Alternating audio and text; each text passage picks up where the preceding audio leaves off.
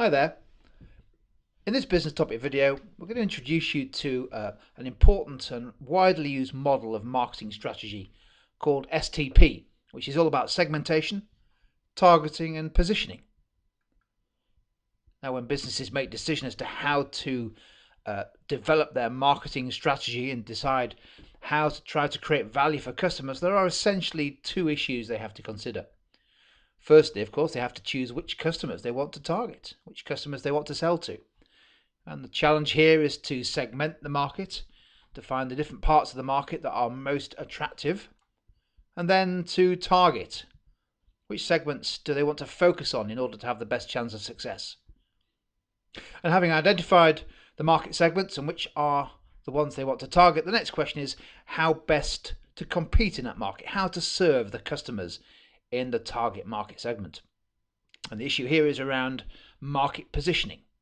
How do you identify the right positioning for your product in terms of the features that the target customers want? So what we'll do is we'll look very briefly at each of these things: market segmentation, targeting and positioning. We'll look in more detail at them in separate topic videos. But for now, let's just have an overview of each of the parts of this model: segmentation, targeting, positioning, which is often shortened to STP. Market segmentation is about identifying the different parts of the market where customers have similar needs and wants. Of course, the segment can be very large, where nearly all the consumers in the market have similar needs and wants, or it could be very specialist, a niche segment. And there are different ways, as we'll see in a later video, of segmenting a market, perhaps based around household income, so income segmentation, perhaps based around age or gender, demographic segmentation, where people live, geographic segmentation, or the ways in which consumers behave, behavioral segmentation. So we'll look at those in more detail in a later video. All you need to know for this stage, though, is that there are different ways of segmenting markets, not just one. The key benefit of segmenting a market is that it enables a business to be much more focused around where it places its marketing efforts. And in particular, that's useful if you're developing new products and services designed to meet the specific needs and wants of the customers in that segment.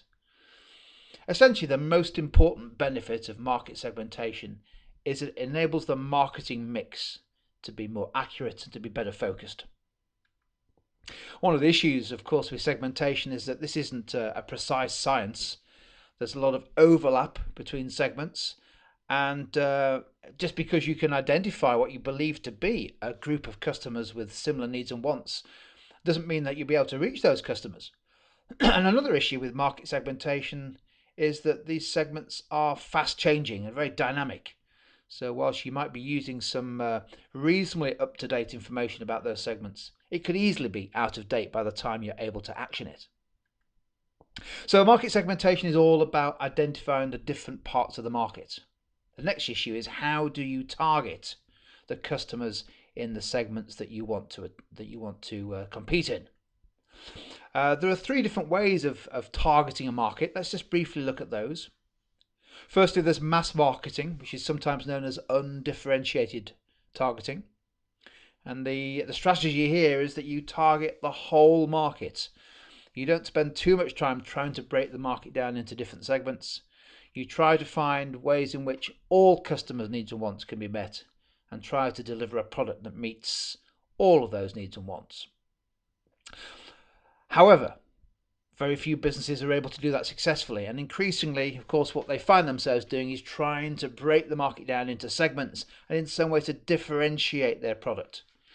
So the idea here, the strategy here, is that you identify one or two or more target market segments within the broad market, and then you design products and services that hopefully will be hitting the needs of customers in each segment. One of the implications for this is that you're going to probably need a separate marketing plan and a separate marketing mix for each of those segments. And the third approach of targeting is to really focus and really concentrate your marketing, concentrate your products on a very small part of the overall market. It's called a niche or concentrated marketing. And the aim here, of course, is to try and identify a profitable niche where you can very quickly build a strong market position and hopefully maximize the returns. And so we've dealt with targeting now, and we've dealt with market segmentation. Let's just spend a couple of minutes on what we mean by market positioning. So having chosen which segments we want to target and which customers are in those segments, what we now have to do is to decide how to compete effectively in that target market. And this concept is called the value proposition. That's the essential part of market positioning. The important thing here is to always remember that market positioning and the value proposition should be from the customer point of view, not from the business's point of view. Because ultimately it's customers who buy products and services. And if their view on what value is different from what yours is, that's tough. Those are the guys who are making the decisions. So the value proposition is all about the position that the product takes in the market based around the dimensions that are important from the customer's point of view. And one way of mapping this position, particularly compared with the competition, is to put together what's known as a market map or a positioning map. So let's just briefly look at what we mean by a positioning map. Markets, of course, in terms of what customers want, can be defined in various different dimensions. Obviously, the most obvious one, I guess, is low price to high price. And similarly, customers also have different needs and wants based around their need for basic quality all the way through to high quality. But there are lots of other dimensions. For example, a product could be a necessity, or it could, at the other end of the scale, be a luxury. It could be very low tech. It could be very high tech. So what a market map or a positioning map tries to do is to map the different positions or value propositions of products based around a selection of two dimensions. And clearly, the dimensions that are chosen are subjective, as is the position of the product on the positioning map. So on the screen there is just an example of how you might position a bunch of different chocolate products based around two traditional dimensions of quality and price. And you might argue as to whether we've put those products in the right position, but that's just one perspective on that product and that market from one customer's perspective. And that's the idea of the positioning map, to try and identify where there may be some gaps in the market that may be successful. Now, don't forget, with positioning, the key issue here is it's from the point of view of customers. And what a business needs to do is to try to find a value proposition that gives it a competitive advantage.